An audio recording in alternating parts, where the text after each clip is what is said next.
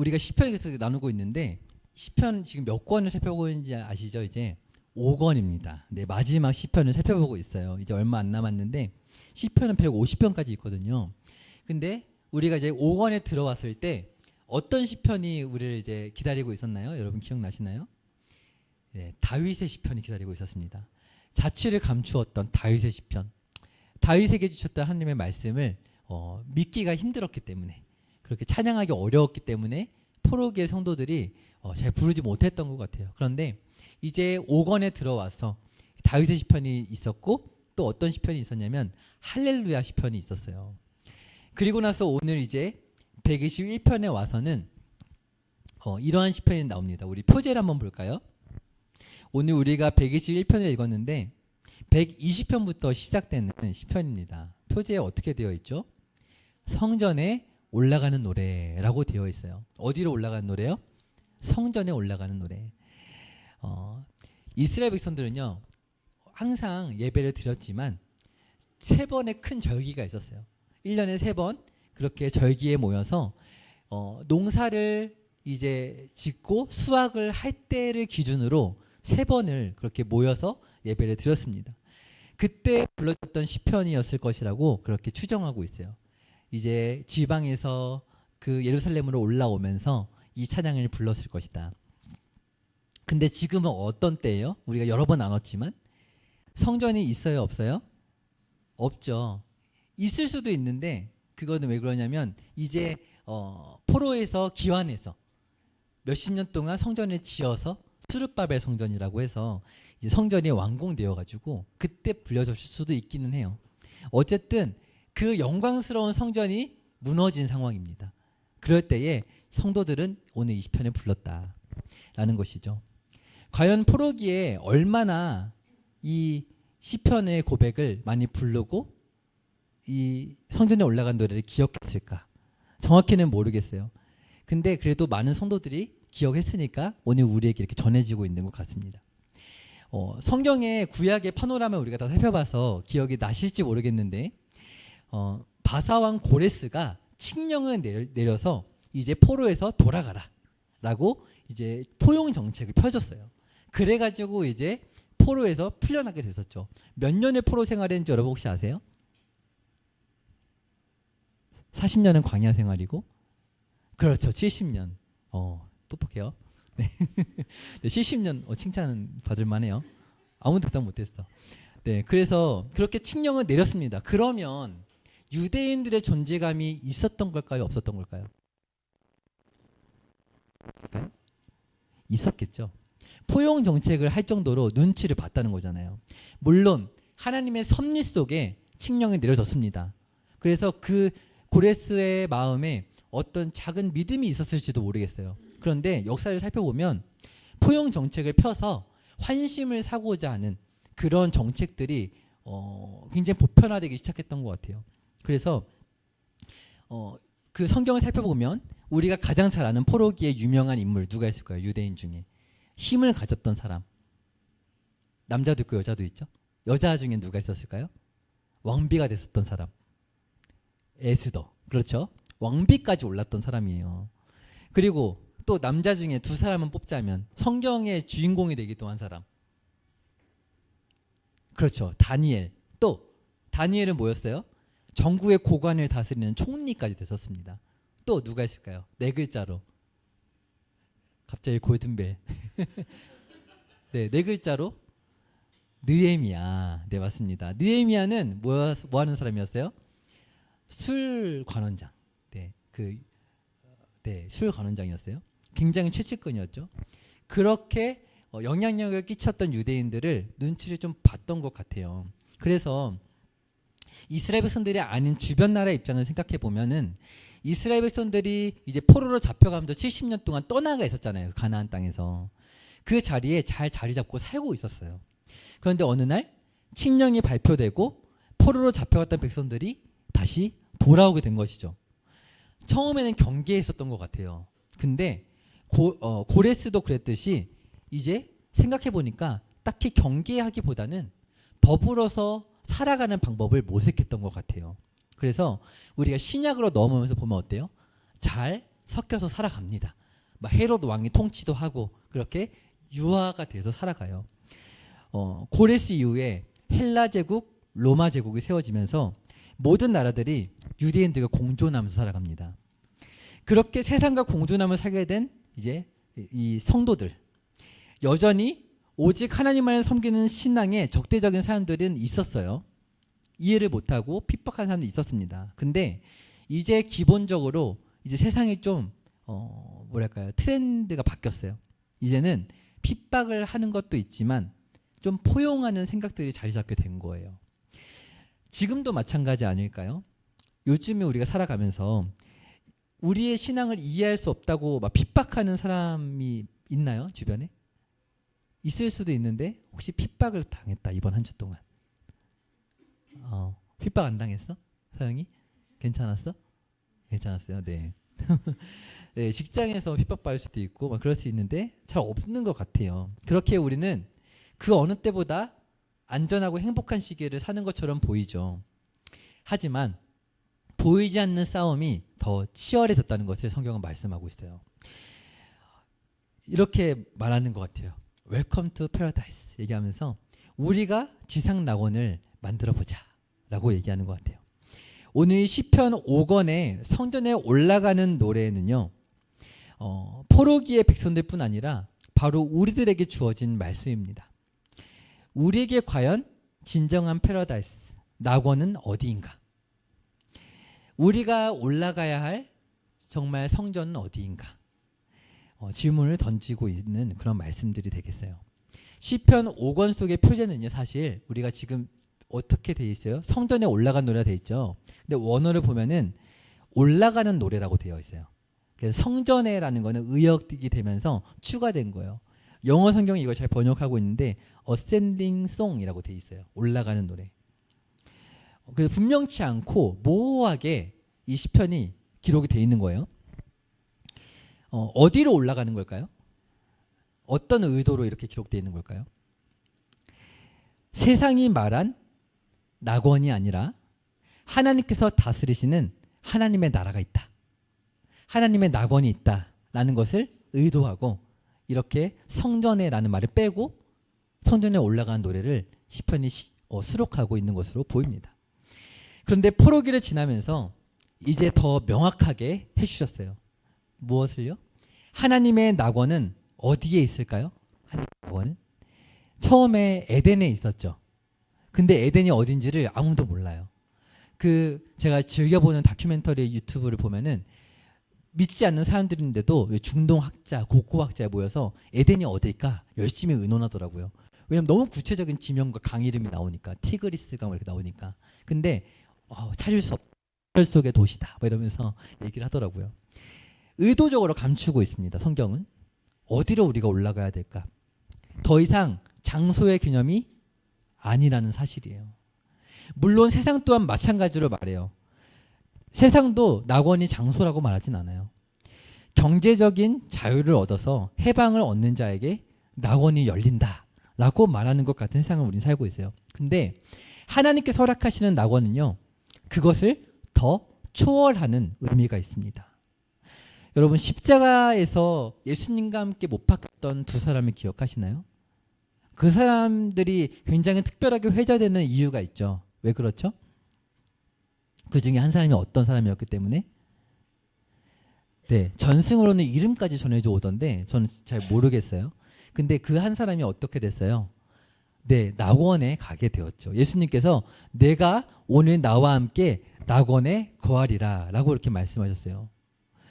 제자들에게 내 아버지 집에 거할 집이 많도다. 내가 거처를 준비하러 간다 라고 말씀하시면서 이제 지금 낙원에 주님은 계시죠. 그런데 이 말씀하신 예수님은 어떻게 되신 분이세요? 그렇게 말씀하시고 나서 죽으셨죠. 그리고 나서 어떻게 되셨어요?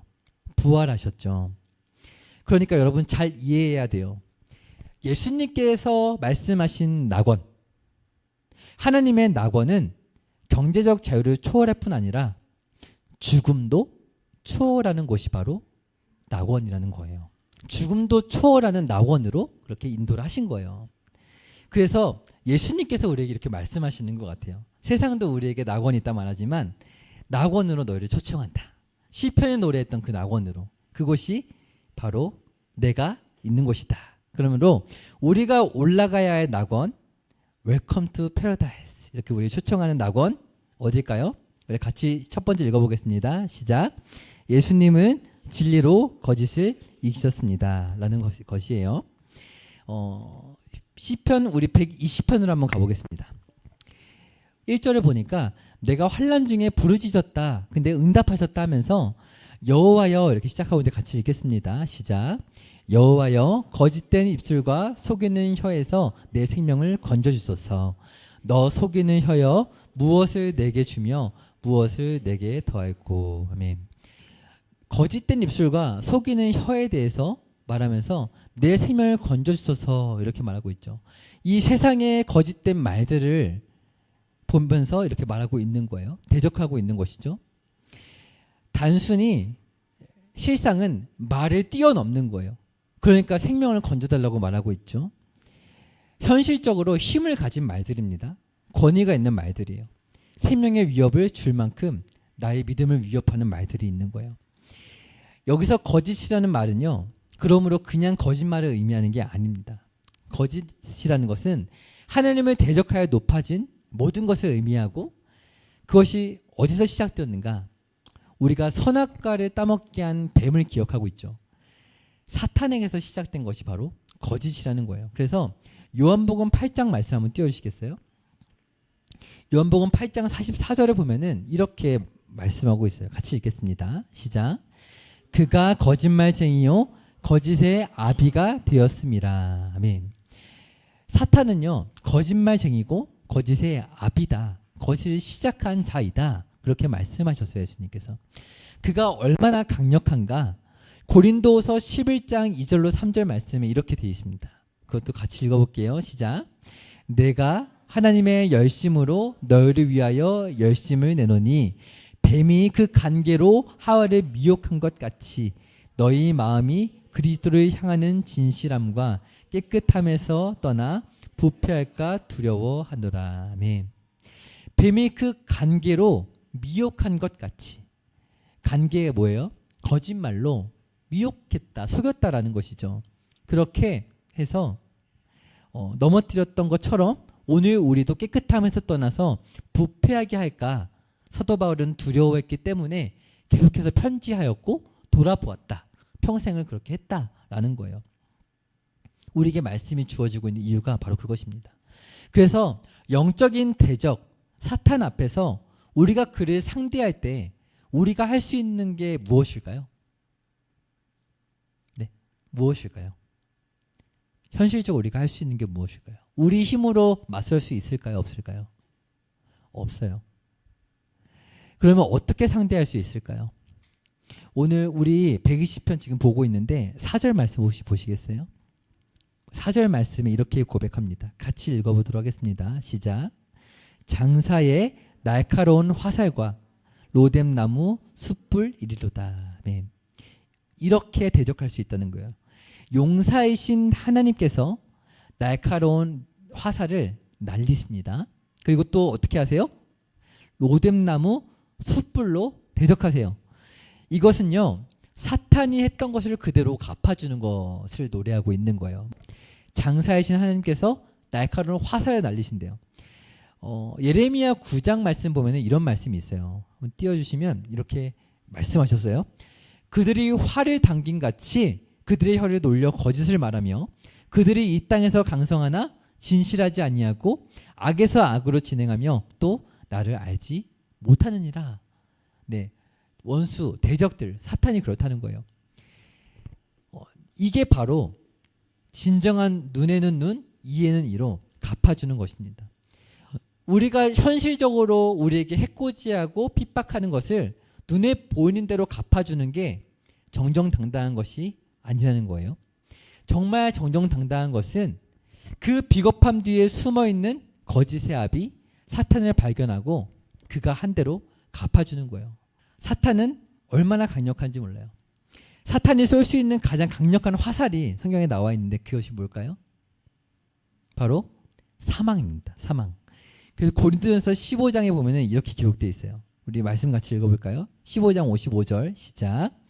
사망아 너의 승리가 어디 있느냐? 사망아 내가 쏘는 것이 어디 있느냐? 아멘.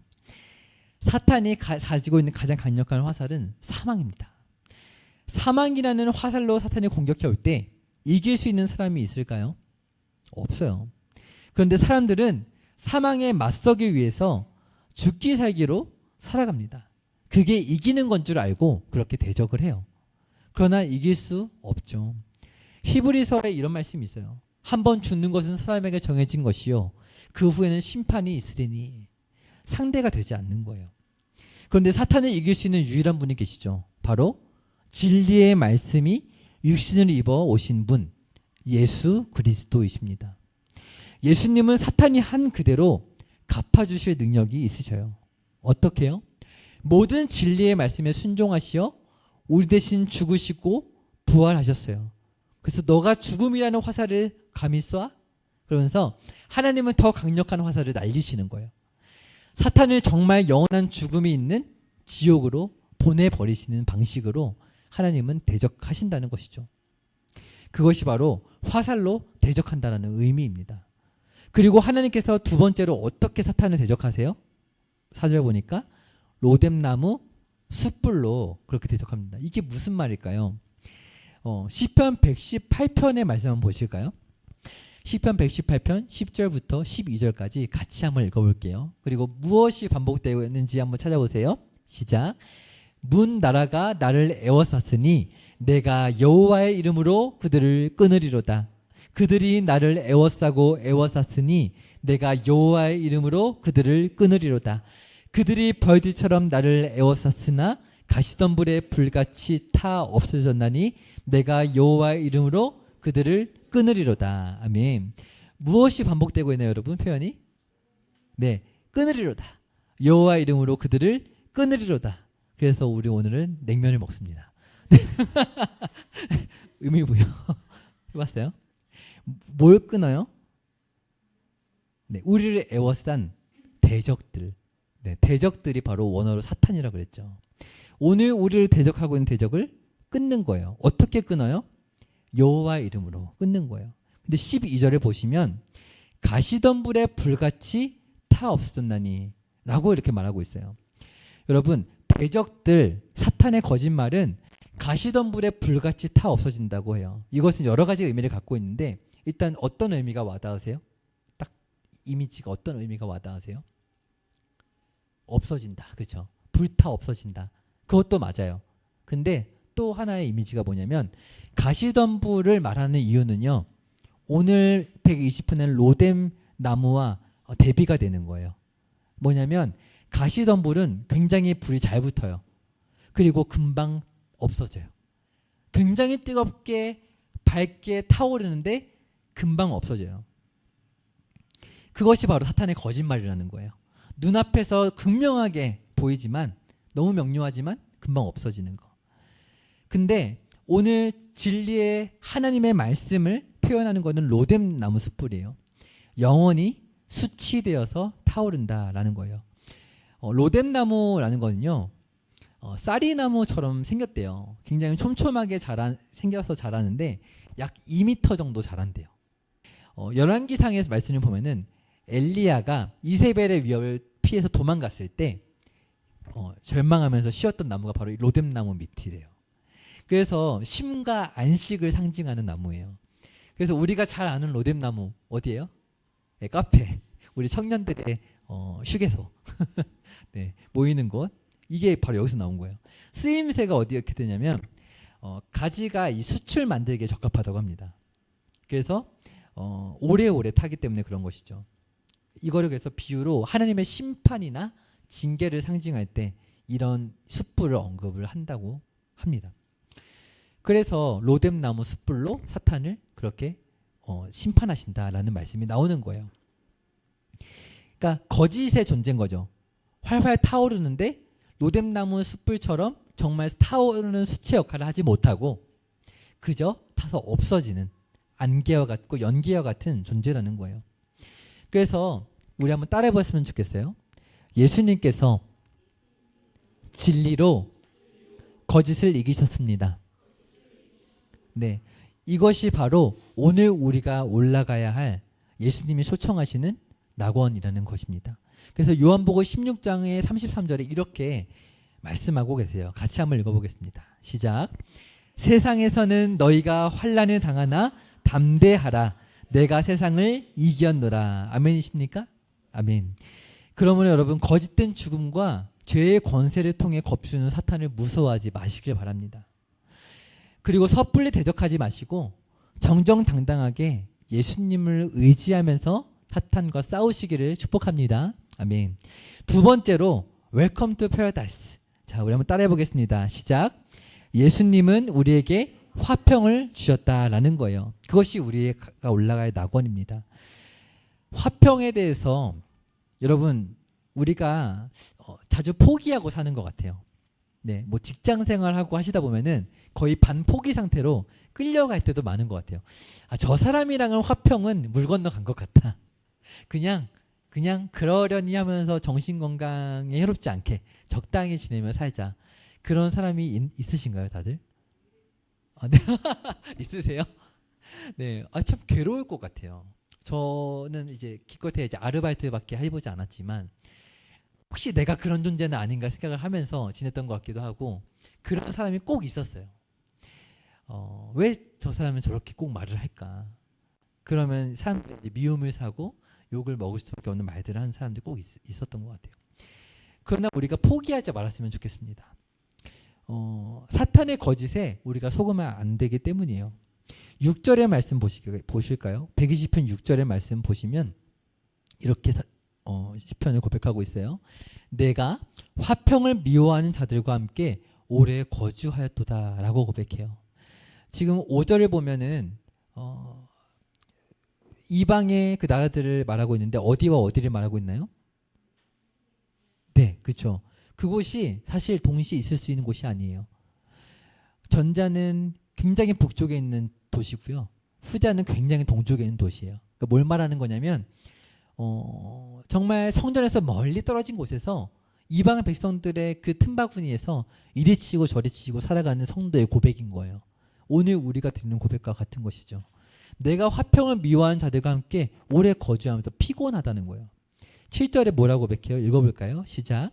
나는 화평을 원할지라도 내가 말할 때에 그들은 싸우려 하는도다. 너무 안타깝지 않나요? 내가 잘 해주는데 덤빈다는 거예요. 너무 피곤할 것 같지 않으신가요? 서로 좋게 해도 모자를 파네? 화평을 원하는 마음으로 다가가는데 나에게 그렇게 싸우려 하는도다. 이것이 바로 사탄 대적들의 태도라는 거예요. 화평이 없는 자이고 화평을 미워한다라는 거예요. 살다 보면 화평이 없을 수 있어요. 그런데 여러분, 화평이 없을 때 화평을 미워하는 자인가요? 아니면 없음에도 불구하고 화평을 사랑하는 자인가요? 여러분, 어떤 자이신가요? 지금 어떤 자이신가요? 사랑은 하시나요? 화평이 없을지라도. 이 세상을 살아가다 보면 사람은 자연스럽게 악으로, 깡으로 살아가게 될 때가 오는 것 같아요. 30살, 40살, 50살 이렇게 넘어가다 보면은 그렇게 되는 스스로를 발견하는 것 같아요. 재산을 탕진한 서인영의 일화를 제가 요즘에 이제 유튜브로 봤어요. 너무 안타깝더라고요. 에르메스 또 샤넬백인가? 딱 하나씩만 남겨놓고 다 처분을 했는데 너무 다 팔아버리고 싶을 정도로 가난해졌다고. 그래서 저도 이제 풀스토리를 다 보진 않았는데 아버지가 장로님이시래요. 근데 이제 좀 현명하셔서 이걸 어떻게 이 해픈 씀씀이를 고쳐줄까? 언제 정신을 차릴까?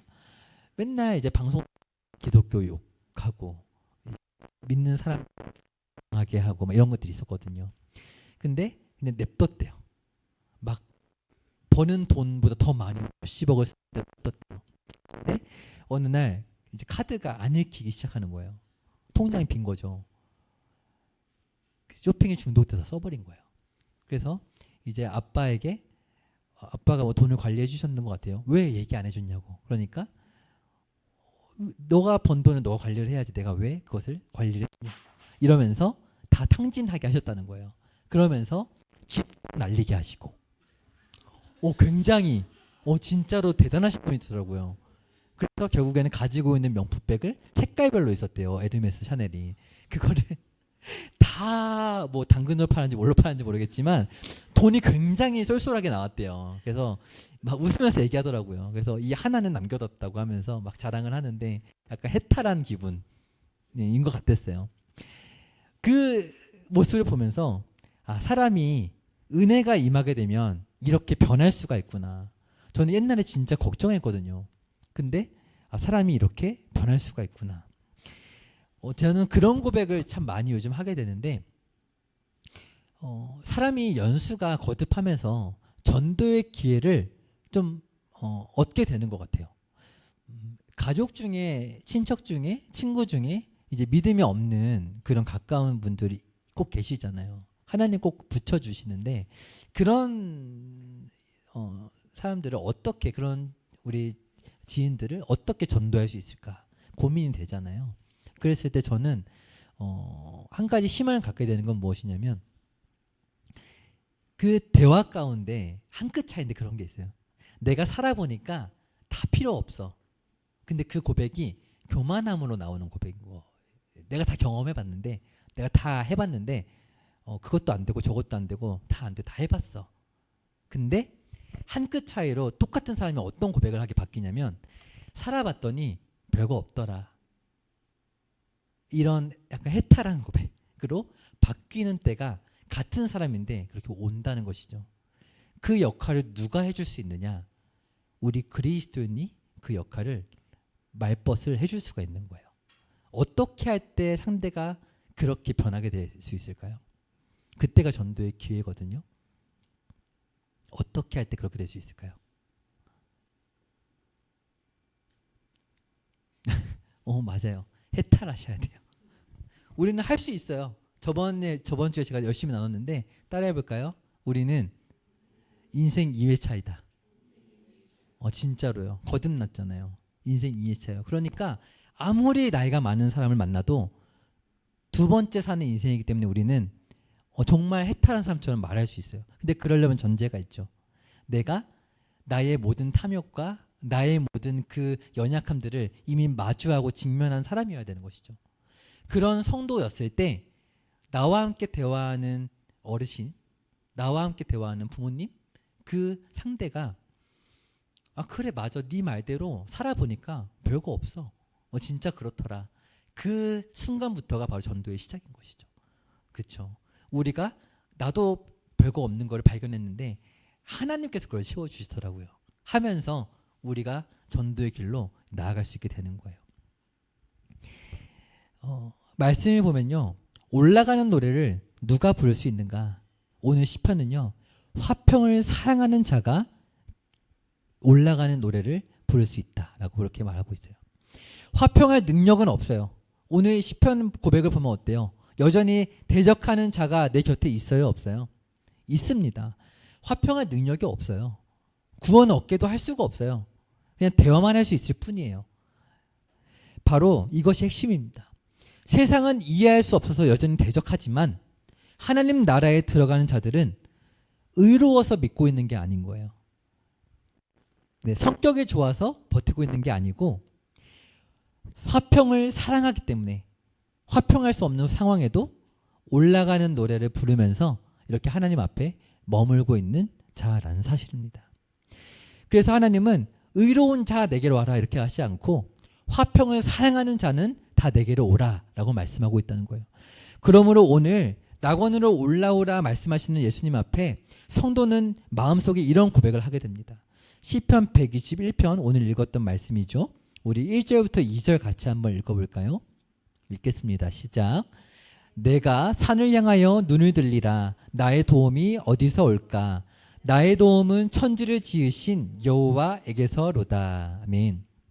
네, 나의 도움이 오늘 내가 인생 2회차를 좀 살아보니까 좀 보이는 게 많아서 내가 좀 일찍 철이 들어서 좀 잘 살게 됐습니다. 이런 고백이 아니라 나는 항상 눈을 들어서 천지를 지으신 여호와 하나님을 바라보지 않으면 살 수 없더라고요. 라고 고백한 존재가 됐다는 거예요. 그렇게 사는 지혜를 보이는 자에게 세상의 사람들은 야, 너는 어떻게 그렇게 말할 수가 있니? 너 같은 어린아이가 어떻게 이렇게 말할 수 있니? 이렇게 말하게 된다는 것이죠. 그래서 5절과 6절 한번 같이 읽어볼까요? 시작. 여호와는 너를 지키시는 이시라. 여호와께서 내 오른쪽에서 내 그늘이 되시나니 낮의 해가 너를 상하게 하지 아니하며 밤의 달도 너를 해치지 아니하리로다. 아멘. 이런 노래를 부른다는 거예요.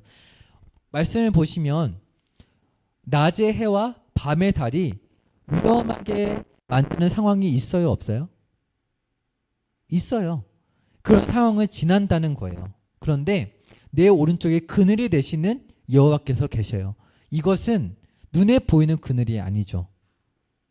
낮에 해가 있고 밤에 달이 있는 그런 골짜기를 지나는데 영적인 그런 피난처, 그런 낙원이 이미 내가 그 안에 있다라는 거예요.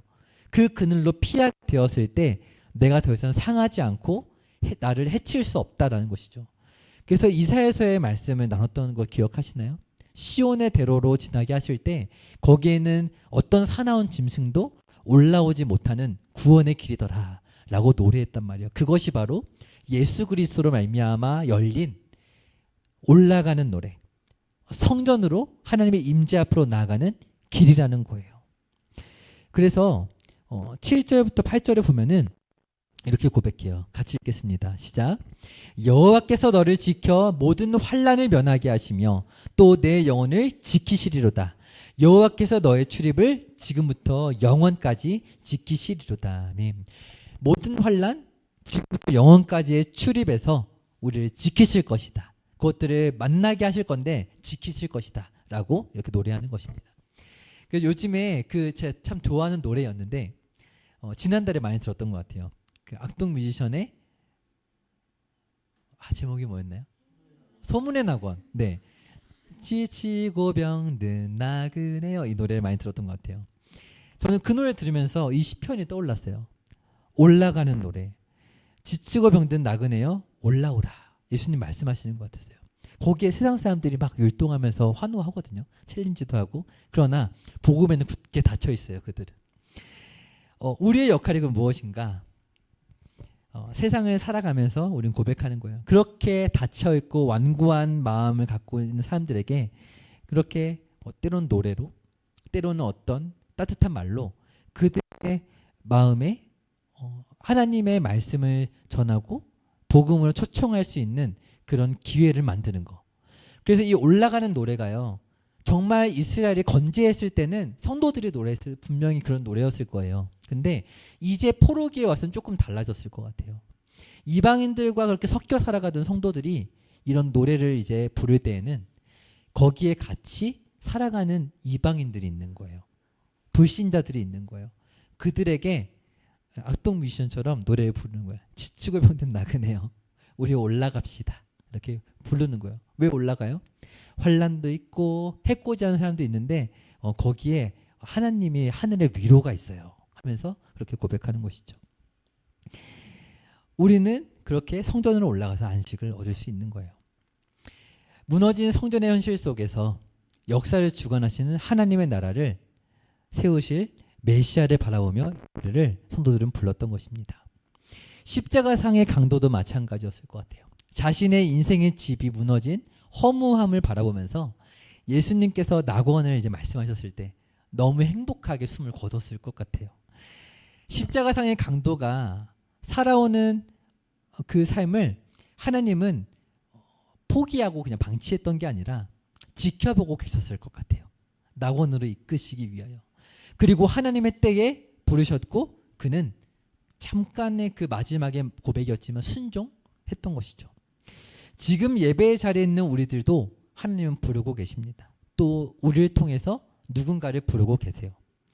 강도처럼, 그 십자가의 강도처럼 다 살고 부름받고 싶은데 아쉽다, 좀 억울하다 라는 생각이 드실지도 모르겠어요. 그러나 하나님의 그 부르심에는 우리 찬양했던 것처럼 후회가 없으신 줄 믿으시기 바랍니다. 그리고 부르시는 분도 부름받는 우리도 후회가 없게 하실 줄로 믿으시기 바랍니다. 아멘. 중요한 것은 뭐냐면 이 포로기의 성도들이 이 시편을 고백했던 것처럼, 그리고 십자가상의 강도가 죽기 직전이라도 순종했던 것처럼 우리가 악한 길로 빠지지 않도록 지옥으로 끌어당기는 사탄을 끊어버리시고 천국으로 올라오게 하시는 그 하나님 앞에 오늘도 엎드리고 순종하는 것인 줄 믿습니다. 그래서 우리가 마지막으로 찬양하면서 기도하실 때 그 사실을 결단하고 고백했으면 좋겠어요. 하나님, 오늘 제가 끊어버리겠습니다. 그래서 냉면을 먹고 결단하고 세상에 나가겠습니다. 그렇게 고백하는 우리가 되었으면 좋겠습니다. 하나님의 부르심에는 후회하심이 없네. 우리 찬양할 텐데요. 우리의 지친 마음에 좀 화평이 회복됐으면 좋겠어요. 네, 우리 같이 찬양하며 나가도록 하겠습니다.